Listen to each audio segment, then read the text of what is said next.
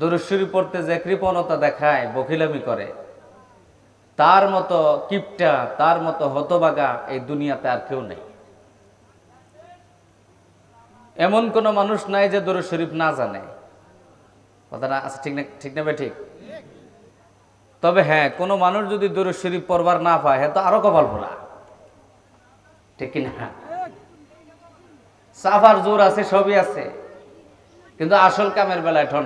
এমন মরুদ বহুত আছে না নাই? অনেক আছে। সাফার বেলায় আগাই না, মাতবুরিতে আগাই না, সব কামে আগাই না, কিন্তু আসল কামে কি? ঠনঠনা। আসল কামে ঠনঠনা। হাদিস শরীফে রাসূল করিম সাল্লাল্লাহু আলাইহি সাল্লাম ইরশাদ করেন, ইন্না আউলান নাসি বি ইয়াউমাল কিয়ামাতি আকসারুহুম আলাইয়া সালাহ। কিয়ামতের দিন আমার কাছাকাছি থাকবে ওই সকল মানুষ যারা বেশি বেশি আমার নামে দরুদ শরীফ পড়ে। সুবহানাল্লাহ জোরে কর। যারা বেশি বেশি নবীর নামে দরুদ শরীফ পড়ে তারা থাকবে নবীর আশপাশে, নবীর কাছাকাছি। এই যে আজকে যেমন গায়ে গায়ে লাগায় বসছেন, কিয়ামতের দিন ওই রকম রসুলের কাছাকাছি। আল্লাহর নবীর যে দশা, আমাদের ওই দশা। ঠিক না ভাই? ঠিক। জোরে বলেন ঠিক কিনা? নবীজি হাদিস শরীফের মধ্যে ইরশাদ করেন, লা ইয়াদখুলুল জান্নাতা আহাদুম মিনাল উমাম হাত্তা ইয়াদখুলাহা উম্মতি। আল্লাহর জান্নাতে কোন নবীর উম্মত যাইতে পারবে না আমি নবীর উম্মত যাওয়ার আগে। সর্বপ্রথম আমার উম্মত জান্নাতে যাবে, তারপর অন্য নবীর উম্মতেরা জান্নাতে যাবে। একটু জোরে কর না সুবহানাল্লাহ। আরো জবান খুলে সুবহানাল্লাহ। মুসা নবীর উম্মত, ঈসা নবীর উম্মত, তামাম পয়গম্বরদের সমস্ত উম্মত জান্নাতের গেটে দাঁড়ায় থাকবে। চিফ গেস্ট, প্রধান মেহমান যিনি, এনারা হলেন নবী মুহাম্মদের উম্মত, মানে আমরা। আল্লাহু আকবার। রাসূল বলেন, আমার উম্মতের মধ্যে সর্বপ্রথম আল্লাহর জান্নাতে যাবে আমার আবু বকর, তারপরে ওমর, তারপরে ওসমান, তারপরে আলী, এরপরে অন্যান্য সাহাবীরা, এরপরে অন্য উম্মতেরা, তারপরে যাবে বাকি নবীর উম্মত যারা আছে জান্নাতি তারা। এরপরে রাসূল বলেন, ওয়ালা ইয়াদখুলুল জান্নাতা আহাদুম মিনাল আমবিয়া হাত্তা আদখুলাহা। কোন নবী, কোন পয়গম্বর আল্লাহর জান্নাতে যাইতে পারবে না যতক্ষণ পর্যন্ত আমি মুহাম্মদ আল্লাহর জান্নাতে না যাব।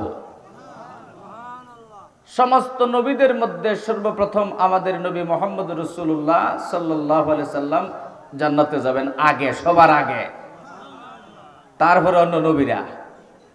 সুবহানাল্লাহ। সেই নবীর উম্মত হইতে পাইরা আমরা খুশি না বেজার? জবানটা খুলে দিয়ে বলেন, খুশি না বেজার?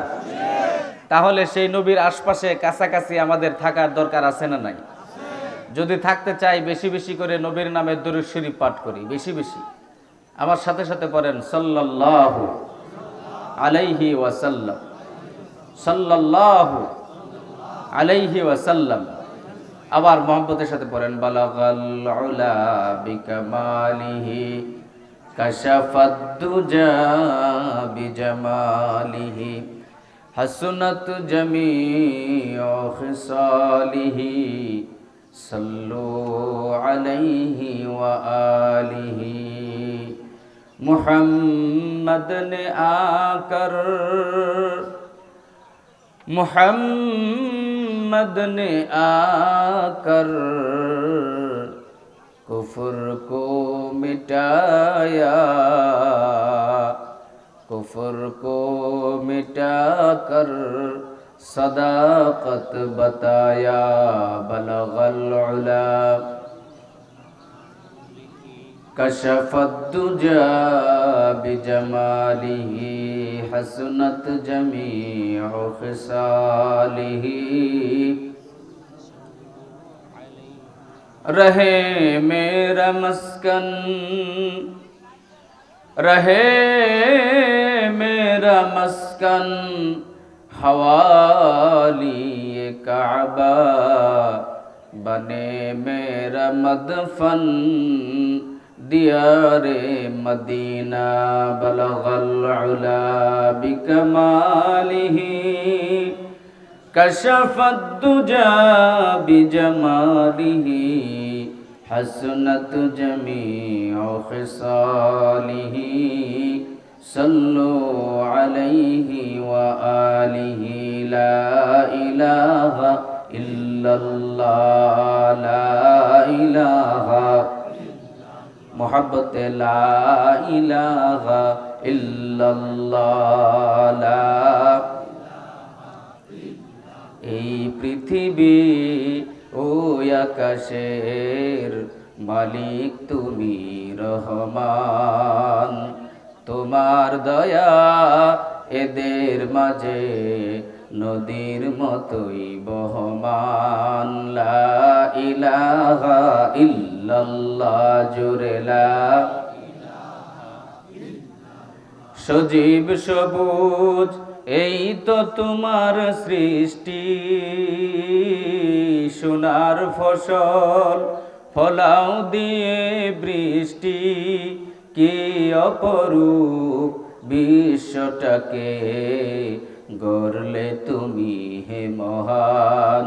এই পৃথিবী ও আকাশের মালিক তুমি রহমান, তোমার দয়া এদের মাঝে নদীর মতোই বহমান। লা ইলাহা ইল্লাল্লাহ মুহাব্বতে লা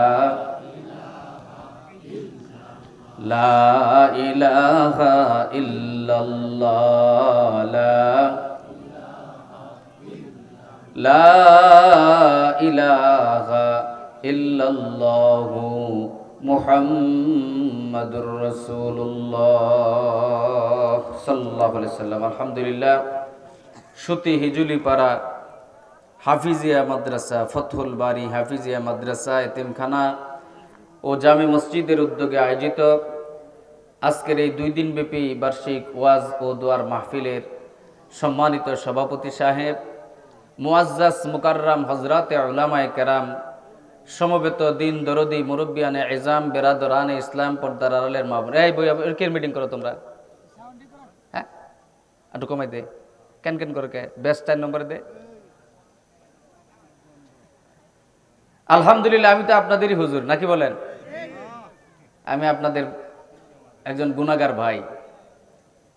আশপাশে যারা আছেন তারা যদি এখানে না বসে বাইরে ঘুরে, আর তাদের হুজুর যদি ওয়াজ করতেছে, আপনাদের হুজুর ওয়াজ করতেছে না এখন মুসল্লিরা যদি বাইরে ঘুরে, এটা দেখতে কেমন দেখা যায়? খারাপ দেখা যায় না? এই জন্য বাহিরে যারা আছেন আমি তাদেরকে অনুরোধ জানাবো, দয়া করে মেহেরবানি করে এই সোয়াবের অনুষ্ঠানে আপনারা আইসা একটু বসেন, কারণ সোয়াব আমাদের সকলেরই দরকার। কি বলেন? সোয়াব আর নেকি জিনিস দুটো তো দেখা যায় না। সোয়াব এবং গুনাহ দুইটার একটাও দেখা যায় না, কিন্তু সব জিনিসই দেখা যাওয়ান লাগবে এমন কোনো কথা নাই, নাকি? আমরা যে বাতাস নিতেছি ছাড়তেছি এটাও তো দেখা যায় না। আমরা যে মুখ দিয়ে কথা বলতেছি এটাও তো দেখা যায় না। দেখা যায়? দেখা যায় না। ঠিক তেমনি ভাবে অনেক জিনিস এমন আছে যেগুলা না দেখে বিশ্বাস করতে হয়। তার মধ্যে একটা হলো আমাদের বেশি বেশি নেকি দরকার, আমাদের গুনার কোনো দরকার নেই। আমাদের দরকার শুধু নেকি আর সওয়াব, এটা দেখা গেলেও না গেলেও। কারণ যার আমলনামার মধ্যে নেকি বেশি তার ঠিকানা জান্নাত, এটা আমরা সবাই বুঝি, আল্লাহর ওয়াদা এটা। فَأَمَّا مَنْ ثَقُلَتْ مَوَازِينُهُ فَهُوَ فِي عِيشَةٍ رَاضِيَةٍ। যার আমলনামাতে মিজানের পাল্লাটার ওজন বেশি হবে, সওয়াবের ওজন, তার ঠিকানা হবে জান্নাতের শান্তি। সুবহানাল্লাহ। আর যার আমলনামার ভিতরে মিজানের পাল্লায় যার গুনার পাল্লার ওজন বেশি হবে, নেকির পাল্লা উপরে উঠে থাকবে। وَأَمَّا مَنْ خَفَّتْ مَوَازِينُهُ فَأُمُّهُ هَاوِيَةٌ। যার নেকির পাল্লা হালকা হবে, গুনার পাল্লার ওজন বেশি হবে, তার ঠিকানা হবে হাবিয়া নামক দুজক। কোন দুজক? হাবিয়া নামক দুজক। জোরে বলেন, কোন দুজক? হাবিয়া। এখন যে মিজানের পাল্লার মধ্যে আমাদের আল্লাহ তাবারাকা ওয়া তাআলা আমাদের নেকি আর গুনাহ এই দুইটা জিনিস তুইলা ওজন করবে, ওই মিজানের পাল্লা দুইটা কত বড় এটা আমাদের একটু জানার লাগবে, একটু শুনলে ভালো লাগবে। কি কইন আপনারা? আল্লাহর নবী হযরতে দাউদ আলাইহিস সালাতু ওয়াস সালাম একবার আল্লাহ তাআলাকে জিজ্ঞাসা করলেন, আল্লাহ তোমার মিজানের পাল্লাটা কতটুকু ওজন, এটা কতটুকু বড় এটা আমি একটু দেখতে চাই। আল্লাহ তাআলা বললেন, ওইটা দেখে তুমি কি করবা? দাউদ আলাইহিস সালাম বললেন, আল্লাহ ওই মিজানের পাল্লাটা দেখলে আমার একটু ভালো লাগবে, আমি একটু দেখে আমার চোখটা জুড়াইতে চাই।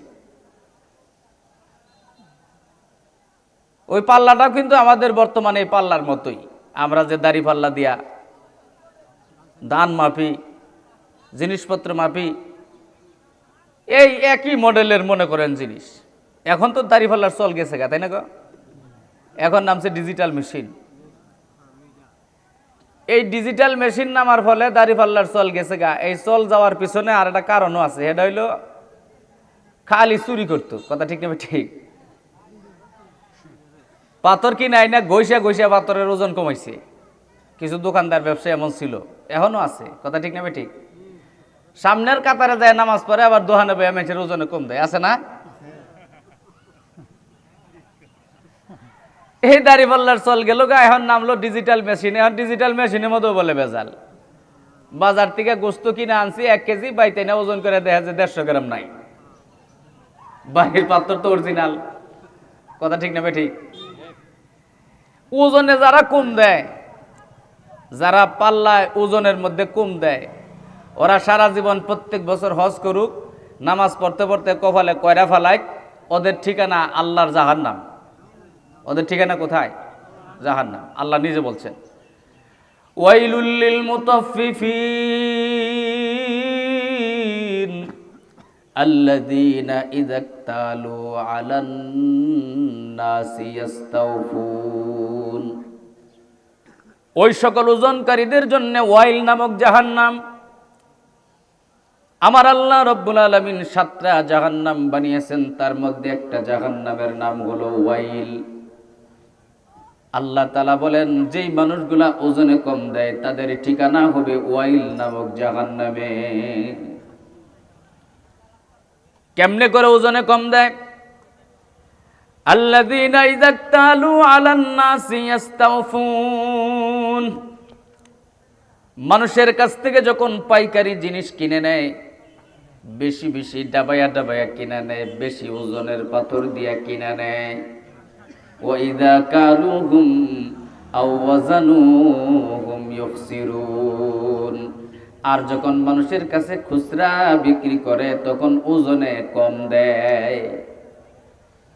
এই ওজনে যারা কম দেয় জীবন ভরা হজ করলেও জাহান্নাম।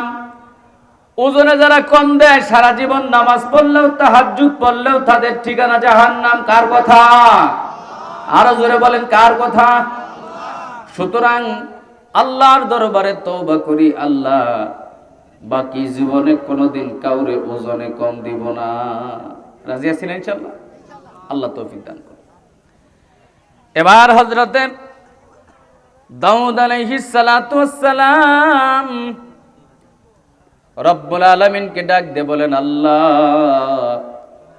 তোমার মিজানের পাল্লাটা আমি একটু দেখতে চাই।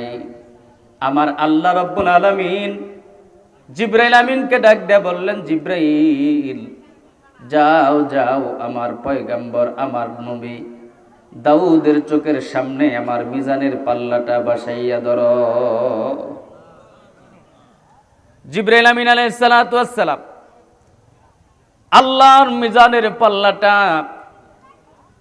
উঠাইয়া আইনা দাউদ নবীর চোখের সামনে বসাইয়া ধরছে।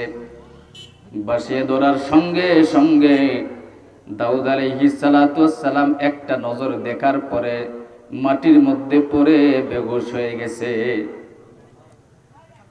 জিবরাইল আমিন আলাইহিস সালাম পানি আইনা দাউদ নবীর মুখের মধ্যে পানি ছিটা দেয়। দাউদ নবীর হুঁশ ফিরে আসছে।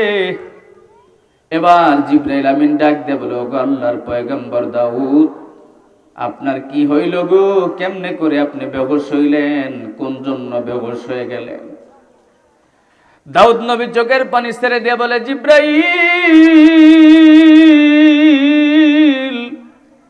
তুমি আমারে কি দেখাইলা?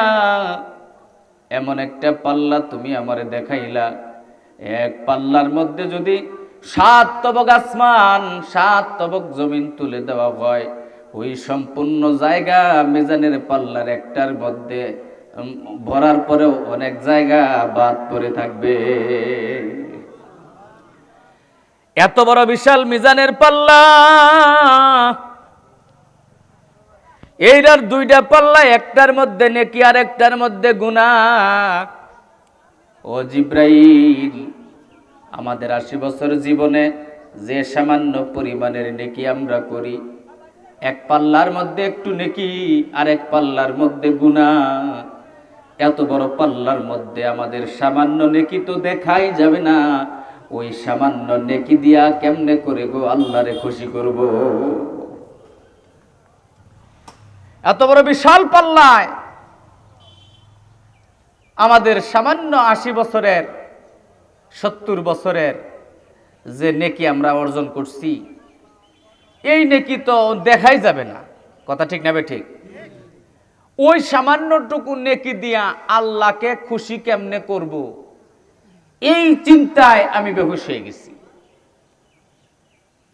আর আমাদের দশা, আমরা তো কোনোদিন এই সমস্ত ব্যাপার নিয়ে ভাবনাতেই আনি না। কথা ঠিক না ঠিক? আমরা দুনিয়ার দান্দায় পড়ে রয়েছি, কামাই রোজগার করতেছি, খাইতেছি, ফিরতেছি, বাস। কিন্তু আল্লাহর সামনে যে একদিন দাঁড়ান লাগবো, একদিন যাওয়া লাগবে, এই ফিকির আমরা ভুলে গেছি। কথা ঠিক না ঠিক? আল্লাহর পয়গম্বর বয়ান করেন, হে আমার উম্মতেরা রে, কিয়ামতের ময়দানে আল্লাহ রাব্বুল আলামিনের সামনে তোমরা কোনো মানুষ একটা কদম নড়তেও পারবা না, সামনে পিছনে কোনো জায়গায় যাইতে পারবা না, যতক্ষণ পর্যন্ত আমার আল্লাহর 5টা সওয়ালের জবাব না দিবা। জোরে বলেন, কয়টা সওয়াল? এই বয়ান আমি ঈদগার মাঠেও করেছিলাম। আল্লাহর হাবিব বলেন, 5টা সওয়াল করবে আমার আল্লাহ রাব্বুল আলামিন। তার মধ্যে প্রথম নম্বর সওয়াল, আখবিরনি আন হায়াতিকা ফিমা কুনতা আফনাইতা। এ বান্দারে, আমি আল্লাহ রাব্বুল আলামিন তোমাকে 70 বছর 80 বছরের হায়াত দিয়েছিলাম। এত লম্বা হায়াত পাইয়া মেম্বারি করলা, চেয়ারম্যানগিরি করলা, এমপিগিরি করলা, মন্ত্রীগিরি করলা। ও বান্দারে, তোমার এই পুরা হায়াতটা কোন কোন আর কাজের মধ্যে নষ্ট করে আসছো, আমার কাছে জবাব দাও। লম্বা একটা হায়াত আমি তোমারে দিলাম, এই লম্বা হায়াত পাইয়া তুমি আমার কোরআনটা পড়ছিলা কিনা বান্দারে জবাব দিয়ে যা। মুসলমান ভাইয়েরা আমার, বলেন তো দেখি, আমাদের সমাজের মধ্যে আজকে কোরআন পড়তে পারে এমন মানুষ বেশি, না কোরআন পারে না এমন মানুষ বেশি? কোরআন পড়তে পারে না এমন মানুষের সংখ্যা বেশি। আল্লাহ রাব্বুল আলামিন কোরআনুল কারীমের মধ্যে বলেন, বান্দারে, আমি তোমাদের জন্য কোরআন শিক্ষা করা এমন সহজ করে দিয়েছি, এত সহজ করে দিয়েছি। কয়েকদিন আগে পত্রিকায় খবর আসছে, 8 বছরের একটা বাচ্চা মাত্র 49 দিনে 30 পারার হাফেজ হয়ে গেছে। কয় দিনে?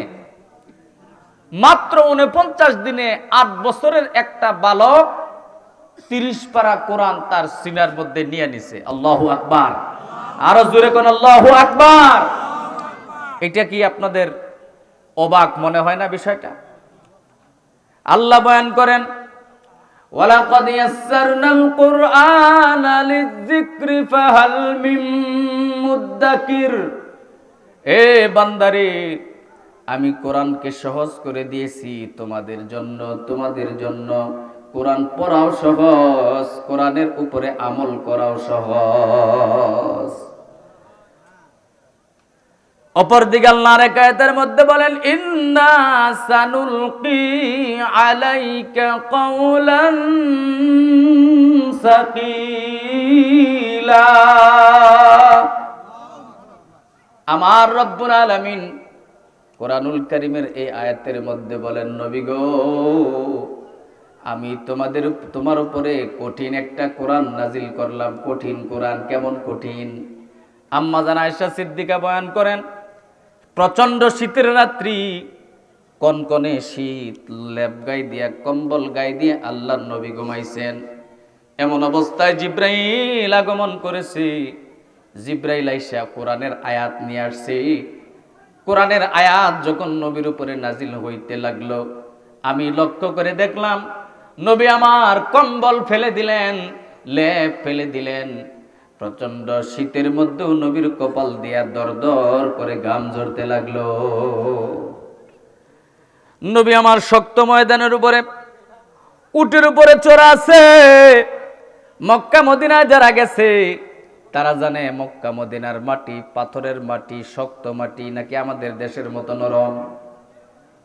পাথরের মাটি, শক্ত মাটি। ওই মাটির উপরে যখন উটের উপরে নবী আমার চড়ে আছে, ওই সময় নবীর উপরে কোরআন নাজিল হইতেছে। উটের পা হাঁটু পর্যন্ত মাটির মধ্যে ডেবে গেছে। তাহলে কত কঠিন বোঝা নবীদের উপরে আল্লাহ নাজিল করছেন। আর সেই কঠিন বোঝাটাকে আমাদের জন্য আল্লাহ তাআলা এত সহজ করে দিছেন, এত সহজ করে দিছেন। আর এই কোরআনটা আমাদের জন্য এত দরকারি, এত দরকারি। নবীজি হাদিসের মধ্যে বলেন, যখন কোনো মানুষ আল্লাহর কোরআন শিক্ষা করার জন্য বয়স হয়ে গেছে, পুরা হয়ে গেছে, বয়সকালে আগের জীবনে কোরআন পড়তে পারে নাই, এখন হুজুরের বয়ান শুই না মনের মধ্যে বুঝাইসা গেছে, মাদ্রাসায় হুজুরের কাছে যায়, হুজুর আমারে নুরানি কায়দা পড়াইন, সিবারা পড়াইন। হুজুরে কয়ে দেখ পড়া, বুড়াই আরেকভাবে কয়, ভালো করে বলতে পারে না। বন্ধুরা আমার, আপনার ভিতরে পুরাপুরি কোরআনের শিক্ষা করার নিয়ত আছে, কিন্তু আপনি শিক্ষা না করার আগে আপনি মরে গেলেন। কোরআন পড়ার আগেই আপনি মরে গেলেন। আমার পয়গম্বর হাদিস শরীফের মধ্যে বয়ান করেন, ওই মানুষটাকে রব্বুল আলামিন কবরে দেওয়ার পর দুইজন ফেরেশতা আল্লাহ তাআলা ওই মানুষের জন্য নিযুক্ত করে দিবেন। দেওয়ার পরে ওই দুই ফেরেশতা কিয়ামতের আগ পর্যন্ত ওই বুড়া মানুষটারে কবরে কোরআন শরীফ শিখাইয়া হাফেজ বানাইয়া কিয়ামতের ময়দানে হাফেজদের কাতারে আল্লাহ তার হাসর করাইব। আর জোরে কন্যা সুবহানাল্লাহ। এরকম কইরা বুড়া মানুষ আপনারা যারা আছেন, ময়মুরব্বী যারা কোরআন পারেন না, ওইভাবে আল্লাহর দরবারে হাফেজ হিসাবে দাঁড়ানোর আশা আমাদের কার কাছে? একটু হাত তুলে আল্লাহকে দেখাই। নারায়ে তাকবীর, হাত নামান, আলহামদুলিল্লাহ। তাহলে এখন থেকেই এই কোরআনটা শিক্ষা করার নিয়ত করেন। আপনাদের এই মাদ্রাসায় হাফেজ সাহেবরে কয়েন, হুজুর পোলাভান ক্লাস আছে, বুড়া ক্লাস বানান একটা। এই যে মাতবর প্রধান যারা আছে করে কবেন বুড়া ক্লাস আলাদা ঘর তুলে দিব। বুড়ারা প্রতিদিন 1 ঘন্টা করে পড়বে, হুজুর পড়াইবে। যদি হুজুরের সময় না হয়, নতুন হুজুর রেখে দিব, রাজি আছেন তো ইনশাআল্লাহ? আল্লাহ তাআলা আপনাদের এই ইচ্ছাকে কবুল করেন, জোরে বলেন আমিন। বন্ধুরা আমার, শুধু তাই নয়, কোরআনুল কারীমের ভিতরে 114 খানা সূরা আমার আল্লাহ নাজিল করে দিলেন। এই 114 খানা সূরার মধ্যে একটা সূরার নাম হলো সূরা মুলক। জোরে বলেন কি নাম? আমার পয়গম্বরের, আমার আল্লাহর হাবিব বলেন, এই কোরআনুল কারীমের সূরা মুলক, এই সূরা মুলকের তেলাওয়াত যদি কোনো মানুষ প্রতিদিন নিয়মিত করে, প্রতিদিন রাতের বেলায় আপনাদের হেফজখানায় এসে দেখবেন, মাগরিবের নামাজ পড়ার পরেও হাফেজরা, ছাত্ররা, হুজুররা মসজিদের মধ্যে বৈশা বৈশা কোরআন পড়তেছে। একটু পইরা তারপরে ক্লাসে চলে যায়। ইশার নামাজ পড়ার পরে আল্লাহর কোরআন পইরা একটু সময় পইরা তারপরে চলে যায় আবার মাদ্রাসায়। কি পড়ে তারা? মাগরিবের পরে সূরা ওয়াকিআর তেলাওয়াত করে, ইশার নামাজের পরে সূরা মুলকের তেলাওয়াত করে।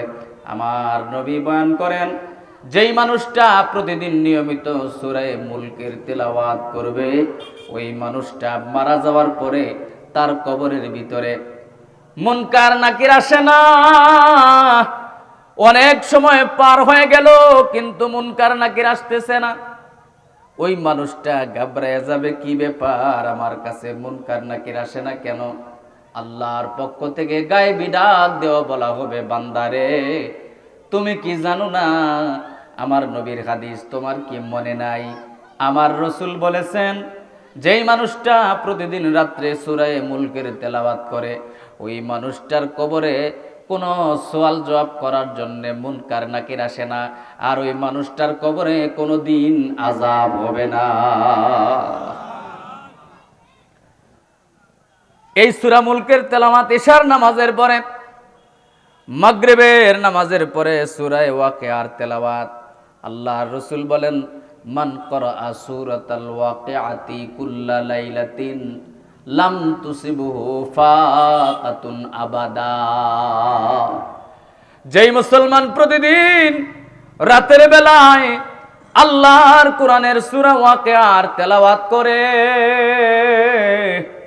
ওই মানুষটার বাড়িতে কোনোদিন অভাব আসবে না, ওই মানুষটার বাড়িতে কোনোদিন ঠেকা হইব না। আমার নবীর একজন সাহাবী ছিলেন আব্দুল্লাহ ইবনে মাসউদ রাদিয়াল্লাহু তাআলা আনহু।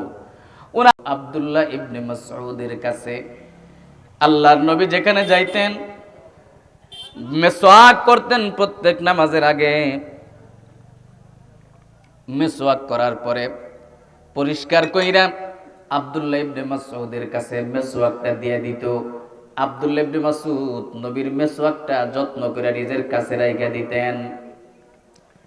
আরেকটা কাজ ছিল ওনার, নবীজি কোন জায়গায় ঢুকছে জুতা খুইলা, আব্দুল্লাহ ইবনে মাসউদ নবীজির জুতা জোড়া উঠাইয়া বগলের নিচে রাখতেন, কারোর পায়ের পাড়া জানি নবীর জুতার মধ্যে না লাগে। সুবহানাল্লাহ। এই জন্য ওনার নাম হলো সাহিবু সিওয়াকে রাসূলিল্লাহ, সাহিবু নাআলি রাসূলিল্লাহ, নবীর জুতা বহনকারী, নবীর মিসওয়াক বহনকারী। আলহামদুলিল্লাহ বলেন। এই ইবনে মাসউদ উনি ছিলেন অত্যন্ত গরিব মানুষ, অত্যন্ত গরিব মানুষ। এই গরিব মানুষটা যখন ইন্তেকালের সময় হয়ে গেছে, ওই সময় মুসলিম জাহানের খলিফা হলেন হযরতে ওসমান গনি রাদিয়াল্লাহু তাআলা আনহু। হযরত উসমান খবর পাইলেন আব্দুল্লাহ ইবনে মাসউদের ইন্তেকাল হওয়ার সময় হয়ে গেছে, জাকান্দানি উঠে গেছে। হযরত উসমান কয়েকজন সাথী সঙ্গী নিয়ে আব্দুল্লাহ ইবনে মাসউদকে দেখতে গেলেন। গিয়া দেখেন আব্দুল্লাহ ইবনে মাসউদ চোখের পানি ছেড়ে দিয়া কাঁদতেছে, বালিশ ভিজা যাইতেছে। উসমান গনি রাদিয়াল্লাহু তাআলা আনহু তার কাছে গিয়া সালাম দিলেন, ডাক দিয়া বললেন, ইবনে মাসউদ কি ব্যাপার, তুমি কেন এভাবে করে কাঁদতেছো, কারণটা কি? তুমি গরিব মানুষ, তোমার ইন্তেকালের পরে তোমার বিবি বাচ্চা কি খাইবো না খাইবো এই চিন্তায় বুঝি তুমি কাঁদতেছো। তুমি যদি অনুমতি দাও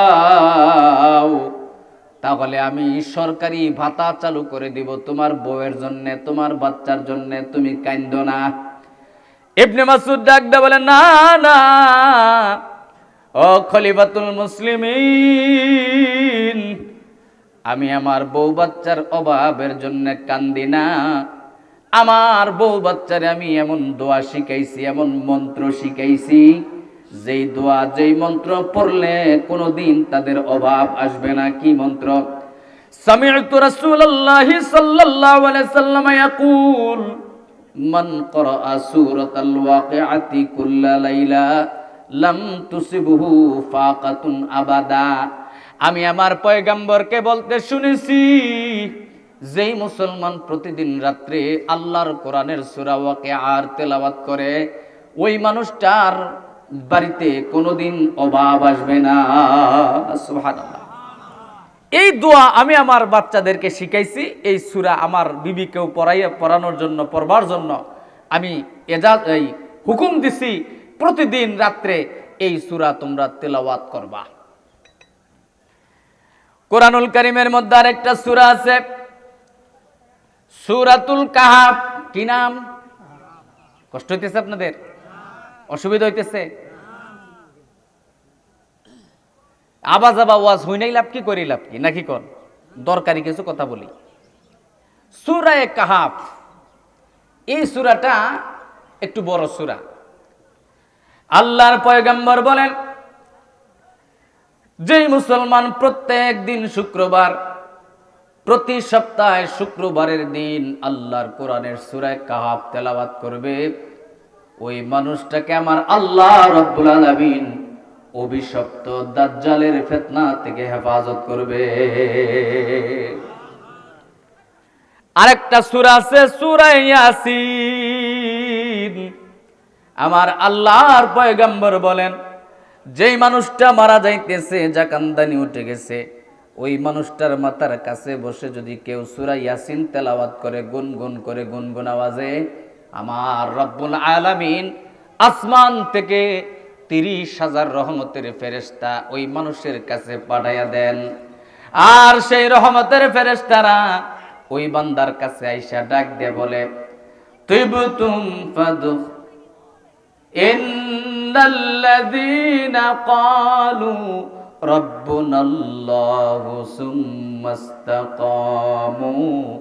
তাতানাজ্জালু আলাইহিমুল মালাইকাতু আল্লা তাখাফু ওয়ালা তাহজানু ওয়া আবশিরু বিল জান্নাতিল্লাতী কুনতুম তুআদুন।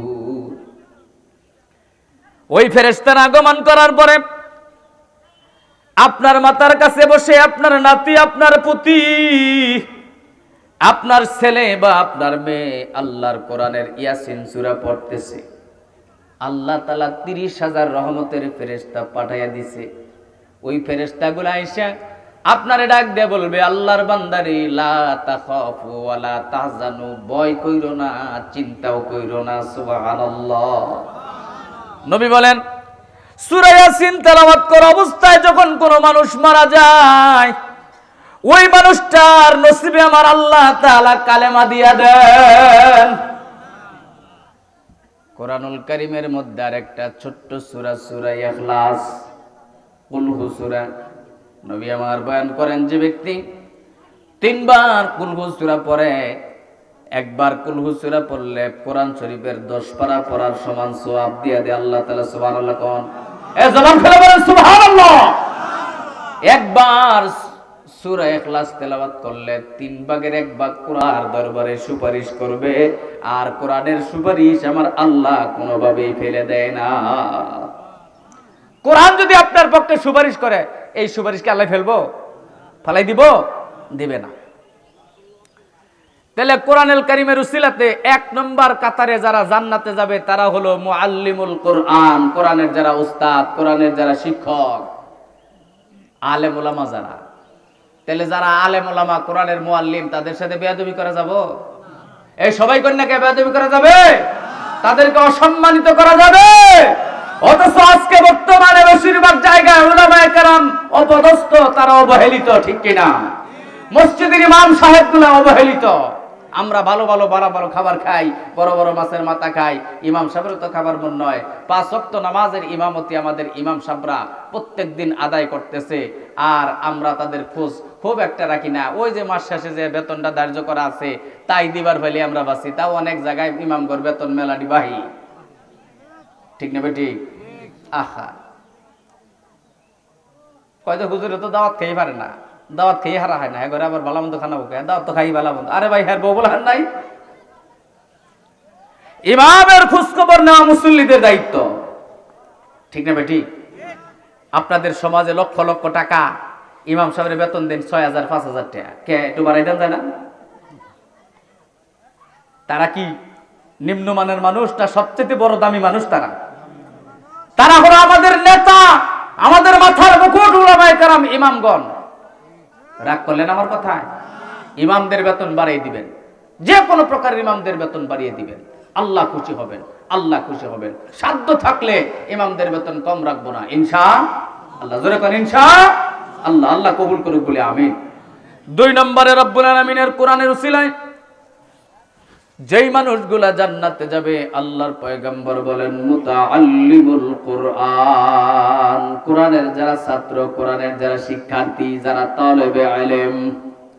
আমার পয়গম্বর একটা হাদিস শরীফের মধ্যে বলেন, ইন্না লিতালিবিল ইলমি, ইন্না তালিবাল ইলমি লা ইস্তাগফিরু লাহু মান ফিস সামাওয়াতি ওয়া মান ফিল আরদি হাত্তাল হিতানু ফি জাওফিল মাই ওয়ান নামলু ফি জুহরিহা। আল্লাহর পয়গম্বর বলেন, উম্মতেরা রে, একজন তলেবে ইলম এমন মর্যাদাবান, এমন একটা ছাত্র, মাদ্রাসার তলেবে ইলম, আপনার ছোট্ট একটা বাচ্চা, আপনার ছোট্ট একটা নাতি মাদ্রাসায় পড়ালেখা করে, এই বাচ্চাগুলার এমন দাম আমার আল্লাহর কাছে। রাসূল বয়ান করেন, আসমানের তামাম মাখলুকাত, জমিনের তামাম মাখলুকাত, মৎস্যরাজি, পানির যত মাছ আছে, অন্যান্য প্রাণী আছে, গর্তের যত পিপিলিকা পোকামাকড় আছে, সবগুলা তলেবে ইলমের জন্য আল্লাহর কাছে দোয়া করে। শুধু তাই নয় ভাইয়ের আমার, আল্লাহর পয়গম্বর আরেক জায়গায় বয়ান করেন, ইন্নাল মালাইকাতা লা তাদউ আজনিহাতাহা রিদান লিতালিবিল ইলমি। একজন তলেবে ইলম যখন রাস্তা দিয়ে হেঁটে যায়, আল্লাহর রহমতের ফেরেশতারা আল্লাহরে ডাক দিয়ে বলেন, আল্লাহ, তোমার মেহমান যাইতেছে রাস্তা দিয়া, এদেরকে লাল গালিচা সংবর্ধনা দেওয়ার মতো দুনিয়ায় কেউ নাই। আল্লাহ গো, তোমার কাছে আমরা আবদার জানাই, তুমি যদি অনুমতি দাও, আমরা এই তলেবে ইলম গুলার পায়ের তলায় আমাদের নূরের পাখা গুলা বিছাইয়া দিব। আল্লাহ বলবেন, যা রে যা, অনুমতি দিয়া দিলাম। অনুমতি পাওয়ার সঙ্গে সঙ্গে আল্লাহর সেই রহমতের ফেরেশতাগুলা তলেবে ইলমদের পায়ের তলায় তাদের নূরের পর গুলা বিছাইয়া দেয়। জোরে জোরে কর আল্লাহু আকবার। ভাইরা আমার, ইমাম গাজালি রহমাতুল্লাহ আলাইহি বিশ্ববিখ্যাত একজন আল্লাহর ওলি, বহুত বড় একজন আলেম ইমাম গাজালি, মুহাম্মদ আল গাজালি, অনেকেই কয় গাজ্জালি, আসলে গাজ্জাল কোনো শব্দ নাই, শব্দটা হলো আল গাজাল, একটা শহরের নাম। ওই শহরে ইমাম গাজালির জন্ম হয়েছে, এই জন্য ওনার নাম হয়ে গেছে আল গাজালি, ইমাম মুহাম্মদ আল গাজালি। এই ইমাম মুহাম্মদ আল গাজালি ছোট্ট বালক, সকাল বেলায় মক্তবে যায়, প্রতিদিন কোরআন শরীফ বুকে নিয়ে মক্তবে যায়, প্রত্যেক দিন মক্তবে 10-15 মিনিট দেরি কইরা তারপরে যায়। একদিন ওস্তাদ ডাক দিয়ে বলে, এ আহমদ আল গাজালি, মুহাম্মদ আল গাজালি, তুমি কেন প্রতিদিন মাদ্রাসায় দেরি করে আসো, কারণটা কি? ইমাম গাজালি ডাক দিয়ে বলেন, হুজুর, আমি যে দেরি করে আসি বললে তো আপনি আবার মারবেন না গো হুজুর। বলে, না রে না, মারবো না রে বাবা, তুমি বলো কেন দেরি করে আসো। এবার ইমাম গাজালি ডাক দিয়ে বলেন, হুজুর গো, আমি যখন বাড়ির থেকে রওনা দেই, লোকালয়ে ছেড়ে দিয়া যখন নির্জন পথে রওনা দেই, নির্জন রাস্তা, চাপা রাস্তা, রাস্তার দুই পাশে বন জঙ্গল, ঝোপঝাড়ে ভরা রাস্তা, এমন রাস্তা দিয়া যখন আমি আসা শুরু করে দেই, আমি লক্ষ্য করে দেখি রাস্তার দুই পাশ থেকে, জঙ্গলের ভিতর থেকে যাকে যাকে সোনালী কালারের কবুতরের মতো এক ধরনের পাখি বারবার যাকে যাকে বের হয়ে আইসা আমার পায়ের তলায় শুধু পাখা ঢুকাইয়া দেয়। ও হুজুর, এত সুন্দর পাখিগুলা দেখা আমার বড় মায়া লাগে, কষ্ট লাগে। ওই পাখিগুলার পাখের মধ্যে আমি পাড়া দিতে কষ্ট পাই, এই জন্য নিচু হইয়া পাখিগুলারে সরাইয়া সরাইয়া আমার রাস্তা ক্লিয়ার করে তারপরে আমি মাদ্রাসায় আসি। ইমাম গাজালির ওস্তাদের তো বোঝার বাদ নাই যে ঘটনাটা কি করছে। ওস্তাদ লাভ দিয়ে দাঁড়িয়ে গেছে, ডাক দে বলে, ও আহমদ আল গাজালি, কি শুনাইলি রে? আয় রে আমার বুকে আয়। ইমাম গাজালিকে বুকে জড়িয়ে ধরছে, ডাক দে বলে, ও আহমদ আল গাজালি, ওইগুলা সাধারণ কোনো পাখি না রে, ওইগুলা আমার আল্লাহর রহমতের ফেরেশতা রে, ওরা তোমার পায়ের তলায় তাদের নূরের পাখা গুলা ঢুকাইয়া দিতেছিল। আরো জোরে কন্যা সুবহানাল্লাহ। বন্ধুরা আমার, শুধু তাই নয়, একজন তালেবে ইলম যেই রাস্তা দিয়া চলাচল করে, ওই রাস্তার আশপাশে যদি কোনো কবর থাকে আর সেই কবরে যদি আযাব হয়ে থাকে, ওই তলেব ইলমের উসিলায় কয়েকদিনের জন্য আমার আল্লাহ তাআলা গুনাহগারের কবরের আযাব মাফ করে দেন। কিয়ামতের ময়দান যেদিন কায়েম হয়ে যাবে, আল্লাহ রব্বুল আলামিন জিবরাইল আমিনকে ডাক দিয়ে বলবেন, জিবরাইল আয় রে আমার সামনে আয়। জিবরাইল আল্লাহর সামনে যাবেন, রব্বুল আলামিন বলবেন, জিবরাইল এই পুরা হাশরের ময়দানে যতগুলা হাফেজ আছে সবগুলা হাফেজ রে এক জায়গায় জমা কর। সবগুলা হাফেজকে এক জায়গায় জমা করা হবে। এরপরে রব্বুল আলামিন জিবরাইল আমিনকে ডাক দিয়ে বলবেন, জিবরাইল এই হাফেজদের বাপ হাফেজদের মা কোথায় আছে রে? তাদেরকে খুঁজে আমার সামনে লই আয়। সমস্ত হাফেজদের মা বাবা গুলারে আল্লাহর সামনে নিয়ে যাওয়া হবে। রব্বুল আলামিন ওই সময় তার নূরের, তার আরশে আজিমের নিচ থেকে নূরের দুইটা করে টুপি, দুইটা করে নূরের তাজ মুকুট বের কইরা হাফেজদের মার মাথায় এবং বাপের মাথায় একটা একটা করে পরে দিব। আমার নবী বয়ান করেন, সূর্যের আলোর চাইতেও বেশি আলোওয়ালা জলমলে জলমলে নূরের বাতিওয়ালা টুপি আল্লাহ তাআলা আপনাদের পরাইয়া দিবে। এখানে হাফেজদের বাবা কে আছেন একটু হাত তুলে আল্লাহরে দেখায় দেন। কে কে হাফেজের বাপ আছেন? মাশাআল্লাহ, আলহামদুলিল্লাহ। একজন, দুইজন, তিনজন, চারজন, পাঁচজন। আর কেউ আছে? হাত নামান। এতগুলা মানুষের মধ্যে পাঁচজন হাফেজের বাপ। কার কার পোলা হেফজখানায় পড়ে দেখি একটু হাত তুলে দেখছে, একটু কষ্ট করে হাত তুলেন। কার কার ছেলে পড়ে? মাশাআল্লাহ, তিনজন। এতগুলা মানুষের মধ্যে হাত নামান। নাকি আপনাদের পোলা হাত নাই? আছে? তাহলে আল্লাহর কাছে কিয়ামতের দিন নূরের টুপি মাথায় যদি পাবার চাই, এটা পোলা ভান অন্তত পক্ষে হাফেজ বানানোর দরকার আছে না নাই? কথা কই না কে? কে কে এমন আছেন যার পোলা পড়ার উপযুক্ত হইছে, নুরানিতে পড়তেছেন বা দিবেন নিয়ত করছেন? এরকম কারা কারা আছেন একটু কষ্ট করে হাত তুলুন দেখি। আমিও তুলি, আমারও পোলা কেবল নুরানিতে যায়। একটু তুলুন, হাত তুলুন। মাশাআল্লাহ, হাত নামান। নিয়ত করেন হাফেজ বানাবেন ছেলেদেরকে। নিয়ত আছেন ইনশাআল্লাহ? জোরে বলেন, নিয়ত আছে কিনা?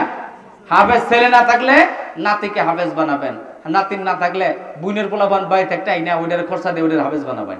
রাজি আছেন তো? অনেকে কেউ বইনের পোলা ভান, নিজের পোলা ভান খরচ করে আগাই না, আবার বইনের পোলা বইনের খোঁজ না, আবার নিজের পোলা খবর নৌকন দিয়া বইনের পোলা ভানের বোন বাপ মরেছে 30 বছর ধরে, বোনের এখন তোর ওয়ারিস দেয় নাই। এরকম নির্মুষ আছে না নাই? আছে না? বাপ মরছে 30 বছর ধরে, বোনের ওয়ারিস এখনো দেয় নাই। বোনেরা এক কিছুদিন খেসা খেসা কইরা ঘ্যানর গনর কইরা এখন বাদ দিছে, এখন আর কিছুই কয় না।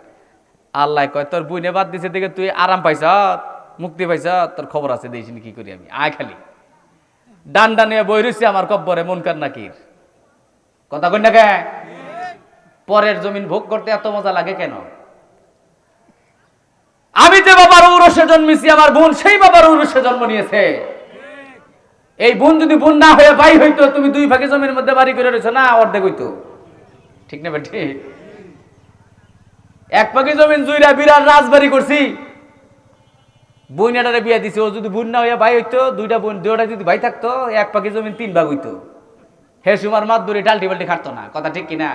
বাপ বাইসা থাকতে বাপে ঘরে পড়ছে, ছোট ভাইরা কয়েক বড়টারে তাড়াতাড়ি বাপের জমি ভাগ করে দে, বা মরতে বেশি দিন নাই। কথা ঠিক না বে? ঠিক। কিন্তু বুনেরা তো এবার আইসা নাকি কহায় না, এই জন্য খালি আমরা বুনে করে ঠকাই। আল্লাহ কয়, তুই ঠকা, আমার দরবারে তোর নামে মামলা ঠিকই জমা হইতেছে। তোর গলার মধ্যে আমি এই ওই জমিন 7 তবক আসমান জমিন পরিমাণ ওজন বানাইয়া তোর গলায় তুলে দিব আমি, দেখি তুই কেউ যাস।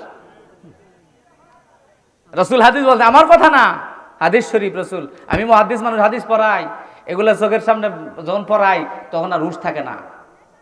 রসুল হাদিসে বলছেন, মান আখাযা শিবরাম মিনাল আরদি যুলমান ইউতাওয়াকুহু ইয়াওমাল কিয়ামাতি মিন 7 আরদিন।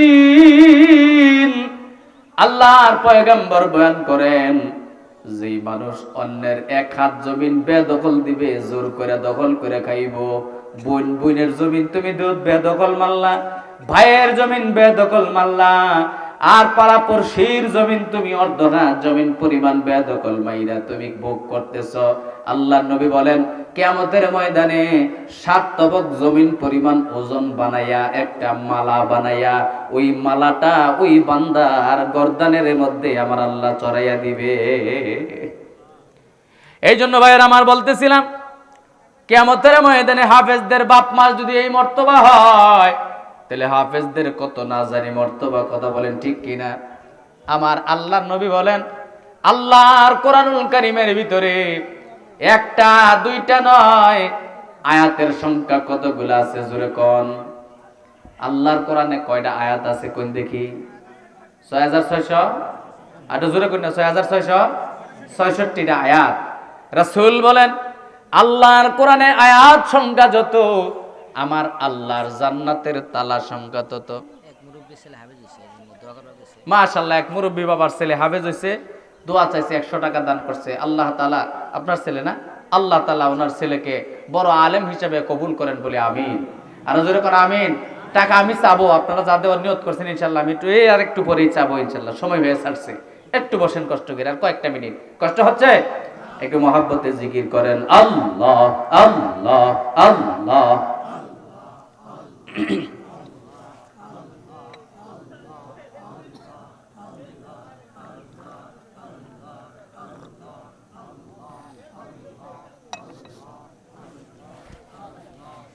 লা ইলাহা ইল্লাল্লাহু মুহাম্মাদুর রাসূলুল্লাহ সাল্লাল্লাহু আলাইহি ওয়াসাল্লাম। আমার ভাইয়েরা, বন্ধুরা আমার, আল্লাহ গুনাচা কিয়ামতের ময়দানে হাফেজদের মর্তবা কেমন হবে? আমার আল্লাহর কোরআনুল কারীমে 6666 খানা আয়াত আছে। আমার আল্লাহর জান্নাতেও 6666টা তালা আছে। মারহাবা কোন? আল্লাহর জান্নাতের মধ্যে 6666 তালা। আমার আল্লাহর কোরআনের আয়াত 6666টা। রব্বুল আলামিন হাফেজ দ্বারা আছে। এই ময়দানেও কয়েকজন হাফেজ আছে আমি দেখতেছি। এই যে ছেলেটাও হাফেজ হয়ে গেছে। আপনাদের মাদ্রাসা আগামীকালকে পাগড়ি দেওয়া হবে, ঠিক না? কাল পাগড়ি দেবেন না? এই ছাত্রদেরকে পাগড়ি দেওয়া হবে। এই হাফেজদেরকে রব্বুল আলামিন ডাক দিয়ে বলবেন, ইউকালু লিসাহিবিল কুরআন। কোরআনওয়ালাকে বলা হবে, ইকরা ওয়ারতাকি। ও আমার কোরআনওয়ালা হাফেজ রে, তুই আমার কোরআনের একটা করে আয়াত পড়বি, আর আমার জান্নাতের একটা করে তালা পারি দিবি। একটা আয়াত পড়বি, লিফটের একটা তালা পার করে দিব, জান্নাতের লিফটের মধ্যে উঠবি। দুনিয়ায় লিফট থাকলে আমার আল্লাহর জান্নাতের মধ্যেও লিফটের ব্যবস্থা আছে না নাই? জান্নাতের লিফটে উঠবি, একটা করে আয়াত পড়বি, লিফটরে একতলা পার করে দিব। দুইটা আয়াত পড়বি, 2 তলা পার করে দিব। ফাইন্না মানজিলাকা ওয়ারাতিল, এবং তার তিলের সাথে বৃষ্টি মধুর সুরে আমার কোরআন পড়বি। এই যে আমার বয়ানের আগে ছোট্ট হাফেজ কত মধুর সুরে আমার আল্লাহর কালাম তেলাওয়াত করছে। আমরা কোরআন তেলাওয়াত তো শুনতেই চাই না। এ মুসলমান, এই যে শীতের রাত্রি আসতেছে, রাত্রি 4টার সময় হেফজখানে এসে খোঁজ লইয়া দেই করে, বাবা তোমরা তো আরামে বিছানায় সময় ঘুমাইয়া যাইবা, লেপ গাই দিয়া কম্বল গাই দিয়া বউ বাচ্চা লিয়ে আমরা ঘুমাইয়া থাকি। 4টা বাজার সঙ্গে সঙ্গে হাফেজ সাহেব বেল বাজাইয়া দেয়। সবগুলা ছাত্র দরপর করে ঘুম থেকে উঠে, ঠান্ডা পানি, বরফের মতো ঠান্ডা পানি দেয়া ওযু করে, বরফের মতো ঠান্ডা পাকা ফ্লোরের মধ্যে কোন রকমের চাদর, কোন রকমের কার্পেট বিছাই না। এই কার্পেটের উপরে আল্লাহর কোরআন লইয়া তারা বসে যায়, মধুর সুরে আমার আল্লাহর কোরআন তেলাওয়াত করে। কি মধুর সুর! আমার আল্লাহর কোরআনের চাইতে মধুর কোন সুর আর দুনিয়াতে নাই। আছে নাকি? এই কোরআন তেলাওয়াত করতে যেইভাবে মধুর সুরে বান্দা, ওইভাবে মধুর সুরে আমার কোরআন পড়, আর আমার জান্নাতের একটা করে তালা পারি দে। যাইতে যাইতে ফাইন্না মানজিলাকা ইনদা আখিরি আয়াতিন তাকরাউহা, তোমার কোরআনের পড়া যেখানে শেষ হবে, মিনাল জিন্নাতি ওয়ান নাস, ওইটাই হবে তোমার জান্নাতের ঠিকানা। জবান খুলে বলেন সুবহানাল্লাহ। এই জন্য ভাইয়ের আমার, খবরদার, তালেবে ইলমদেরকে সম্মান করতে না পারলেও কোনোদিন বেইজ্জতি করবেন না, তাদেরকে আদর করতে না পারলেও কোনোদিন দমক দিবেন না। মাতবুরি আছে, বাড়িতে আছে, মাতবুরি আছে, সংগঠন আছে, রাজনৈতিক সংগঠন, কিন্তু মাদ্রাসার কমিটি যারা, তারা হলো মাদ্রাসার খাদেম। মনে করবেন আল্লাহ তাআলা আমারে বড় মুহাব্বত কইরা নির্বাচন করছে মাদ্রাসার খেদমত করার জন্য। খবরদার কোনোদিন কোন তালেবে ইলমকে কোন ফরমাইশ দিবেন না। রাজি আছেন ইনশাআল্লাহ? বন্ধুরা আমার, কথাগুলো মনোযোগ দিয়ে শুনবেন, দিলের মধ্যে দয়া করে কোনো কষ্ট নেবেন না। একজন তালেবে ইলমকে মুহাব্বত করলে, একজন তালেবে ইলমকে ভালোবাসলে কি মর্তবা। ছোট্ট একটা ঘটনা বলে বয়ান শেষ করব, কষ্ট পাচ্ছেন নাকি? বন্ধুরা আমার, আমাদের এই উপমহাদেশে একজন বাদশা ছিলেন, নাম ছিল তার সুলতান মাহমুদ গজনবী রাহমাতুল্লাহ আলাইহি। আফগানিস্তানের গজনির সুলতান ছিলেন তিনি, সুলতান মাহমুদ গজনবী। এই ছেলে দিয়ে আসো, খোঁজ না হুজুর নিয়ে আসতেছে কিনা। এই সুলতান মাহমুদ গজনবী, ওনার অভ্যাস ছিল উনি রাত্রে মাঝে মাঝে ছদ্মবেশে বের হতেন শহরে। শহরে বের হইয়া প্রজাদের খোঁজখবর লইতেন, কে কোথায় আছে, কি করতেছে না করতেছে, এটা উনি খোঁজ লইতেন ছদ্মবেশে। একদিন প্রচন্ড শীতের মধ্যে ওনার এক উজিরকে সাথে নিয়ে উনি বের হইছেন। পৌরসভার বাতিগুলা জ্বালাই না থাকে না, পৌরসভায় সরকারি বাতি, এরকম পৌরসভার সরকারি বাতির নিচে কনকনে শীতের মধ্যে একটা ছোট্ট বাচ্চা বৈশা শীতে কাঁপতেছে আর কি যেন পড়তেছে।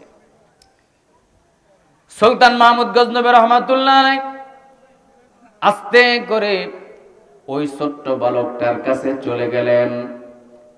গিয়া সেইরে দেখেন 12-13 বছরের ছোট্ট একটা বালক বাতির নিচে বইসা, সরকারি বাতির তলে বইয়া আমার আল্লাহর কোরআন পড়তেছে।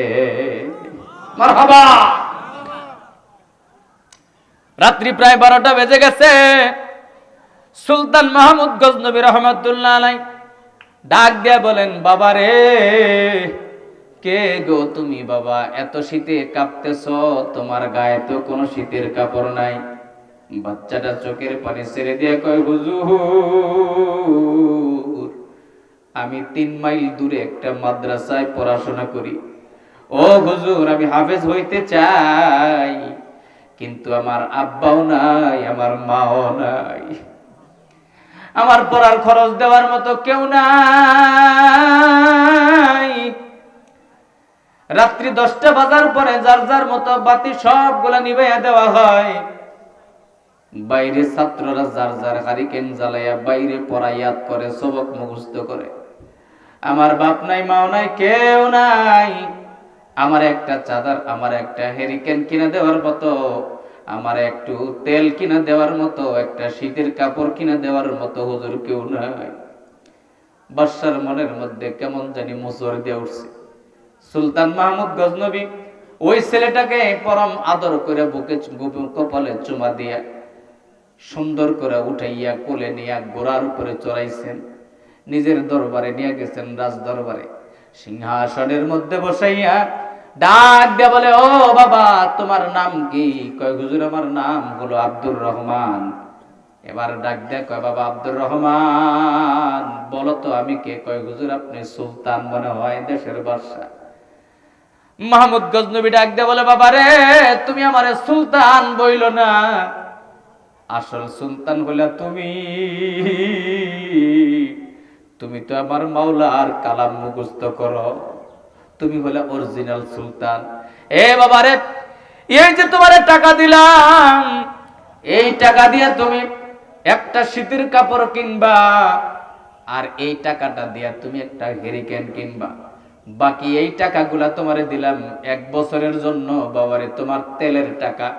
এই কয়েকটা টাকা দিলাম 1 বছর তোমারে হাত খরচা। এই টাকা 1 বছরের জন্য তোমারে দিলাম বাবারে, তোমার খাবার খরচা। 1 বছর না শেষ হইতেই আবার তুমি আমার কাছে আসবা। তোমার পড়ালেখা শেষ হওয়ার আগ পর্যন্ত আমি গুনাহগার তোমার পড়ার জিম্মা নিয়ে নিলাম। বাবারে তুমি এখন তোমার মাদ্রাসায় চলে যাও। উজিরকে ডাক দেয়া বলেন, উজির, এই তলেবে ইলমকে গোড়ায় তুইলা মাদ্রাসায় নিয়ে দিয়ে আসেন। যাওয়ার পথে ডাক দিয়ে কয়, বাবা আব্দুর রহমান, আমি তোমার কাছে একটা দোয়ার আবদার করি, তুমি আমার জন্য একটু দোয়া করবা। আজকে 15টা বছর যাবত আমি আল্লাহর কাছে 2টা জিনিস চাইতেছি, একটা জিনিসও আমি এখনো পাই নাই। 1 নম্বর হলো এই জগতের একজন ভালো মানুষ আমি দেখতে চাই, অত্যন্ত ভালো একজন দিনদার মুখলিস মানুষ আমি দেখতে চাই। কিন্তু আমার আল্লাহ এমন দিনদার মুখলিস ভালো মানুষ আমারে দেখাইলো না। আবার আরেকটা দোয়া হলো, আজকে 15টা বছর যাবত আমি আমার আল্লাহর কাছে দোয়া করি, আল্লাহ তোমার পয়গম্বর মুহাম্মদুর রাসূলুল্লাহকে একটা নজর আমি দেখতে চাই স্বপ্নে। আজকে 15 বছর হয়ে গেল আমি আমার নবীজির স্বপ্নে দেখি নাই। বাবা তুমি আল্লাহর কাছে একটু দোয়া কইরো। ওই তলেবের মাদ্রাসায় চলে গেছে সুলতান মাহমুদ গজনবী, তাহাজ্জুদের নামাজের আগ দিয়ে ঘুমাইছে। ঘুমের ঘরে স্বপ্নে দেখে রহমাতুল লিল আলামিন, 2 জাহানের বাদশা নবী মুহাম্মদ সুলতান মাহমুদ গজনবীর দুয়ারে দাঁড়িয়ে রইছে। সুবহানাল্লাহ। সুলতান মাহমুদ অবাক হয়ে গেলেন, ডাক দিয়ে বলেন, ইয়া রাসূলুল্লাহ, ইয়া হাবিবাল্লাহ, কিছুই বুঝলাম না, কেন গো আপনি আমার দরবারে আজকে আমার বাড়িতে আসলেন? 15টা বছর ধরে দোয়া করি আপনারে পাই না। ও নবী, আপনি কেন আজকে কোন জন্য আসলেন বলেন? আল্লাহর নবী মুস্কি মুস্কি হাসে আর ডাক দিয়ে বলে, ও মাহমুদ গজনবী, আমি তোমারে বুদ্ধিমান মনে করছিলাম, কিন্তু তুমি তো জগতের 1 নম্বরের বোকা। এ মাহমুদ গজনবী, তুমি কেন বুঝতে পারো নাই? তোমার দরবারে আজকে একজন তালেবে ইলম আসছিল, আব্দুর রহমান। তুমি আব্দুর রহমানের জন্য লেখাপড়ার খরচা জোগাইছো, তার খাবারের ব্যবস্থা করছো, এতিমের মাথায় হাত বুলাইছো। তুমি কি জানো না, তালেবে ইলম আল্লাহর দরবারে হাত তুলতে দেরি হয়, আমার আল্লাহ তার দোয়া কবুল করতে দেরি করেন না। সুলতান মাহমুদ আব্দুর রহমান আজকে মাদ্রাসায় যাইয়া তাহাজ্জুদের নামাজ পড়িয়া ছোট্ট 2টা হাত রব্বুল আলামিনের দরবারে তুইলা ধরছে, ডাক দিয়া বলছে, আল্লাহ, যেই মানুষটা আমার পড়ালেখার খরচা দিল, আমার শীতের কাপড় কিনে দিল, আমার মনের অনেক দিনের আশা আমি একটা শীতের কাপড় কিনবো, কিন্তু আমার তো কেউ নাই। ওগো আমার মাওলা, তোমার যেই বান্দা আজকে আমার শীতের কাপড় কেনার ব্যবস্থা করে দিল, যেই বান্দা আজকে আমার খাবারের ব্যবস্থা করে দিল, ওই বান্দা একটু দোয়া চাইছে গো আল্লাহ, তোমার নবীর দিদারের জন্য বেকুল। আল্লাহ গো, তুমি আমার হাত দোয়া কবুল করো, আর সুলতান মাহমুদ গজনবীর সাথে তোমার পয়গম্বরের দিদার করাইয়া দিয়ে দিও। এ সুলতান মাহমুদ গজনবী, ওই তালেবে ইলমের দোয়া আমার মাওলার দরবারে এমন ভাবে কবুল হইছে, দোয়া করতে দেরি হইছে, আমার আল্লাহ কবুল করতে দেরি করেন নাই। আমারে আমার আল্লাহ ডাক দিয়ে বললেন, নবী হে, যান যান, সুলতান মাহমুদ গজনবীর দোয়া, ওই তালেবে ইলমের দোয়া কবুল হইছে, তার কাছে গিয়ে আপনি সাক্ষাৎ দেন আর তারে জানাইয়া দেন, আব্দুর রহমানের মতো ভালো মানুষ আর কেউ হয় না। আব্দুর রহমানের মতো তালেবে ইলম যারা, তারাই হলো দুনিয়ার সবচাইতে দামি মানুষ।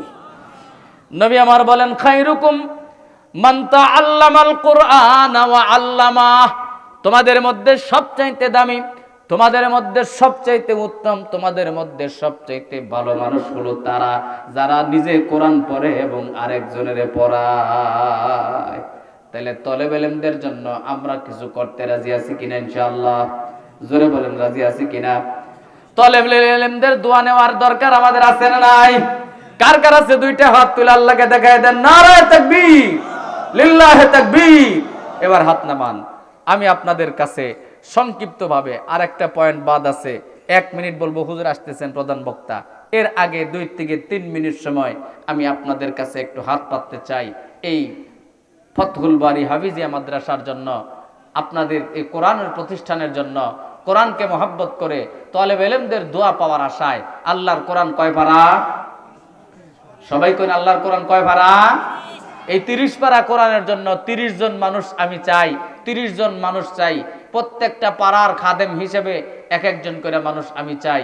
1500 1500 যে যা পারেন, 1000 পারলে 1000, 500 পারলে 500, নগদে পারলে নগদ, তা না হলে বাকি নাম লেখাই দিবেন, পরে যে কোনো সময় দিয়ে দিবেন। এরকম 30 জন মানুষ আমি চাই 2 থেকে 3 মিনিটের মধ্যে। 1 নম্বরে 1000 টাকা দিয়া আল্লাহর কোরআনের খাদেম হিসেবে নাম লেখাবেন। কে আছেন একটু কষ্ট করে আসেন। দিয়া দন দেখে মন কেড়ে নিতে কতক্ষণ, নদীরে কুল ভাঙ্গে ওই কুল গড়ে, এই না নদীর খেলা, সকাল বেলার ধনীরে তুই ফকির সন্ধ্যা বেলা। কি নাম ভাই? এই লেখেন একটু, কে আছেন কলম দিয়ে লেখেন। হ্যাঁ লেখেন, থাক ওখানে থাকে, নাম লেখেন। কত? মাশাআল্লাহ। সাইফুল ভাই 500 টাকা। মারহাবা কোন? আল্লাহ তুমি কবুল করে নাও, মঞ্জুর করে নাও। আমার ভাইজানকে তোমার কোরআনের 1 নম্বর পাড়ার খাদেম হিসেবে মঞ্জুর করে নাও। সকলে বলেন আল্লাহুম্মা আমিন। এবার 2 নম্বরে কে আছেন বলুন? 1000 বা 500? 1000 বা 500? একটু তাড়াতাড়ি করেন, হুজুরকে নিয়ে আসেন, একটু জলদি করেন। 1000 বা 500? 2 নম্বর আল্লাহর কোন বান্দা নাম লেখাবেন খুশি মনে বলেন। আল্লাহ আল্লাহ আল্লাহ আল্লাহ।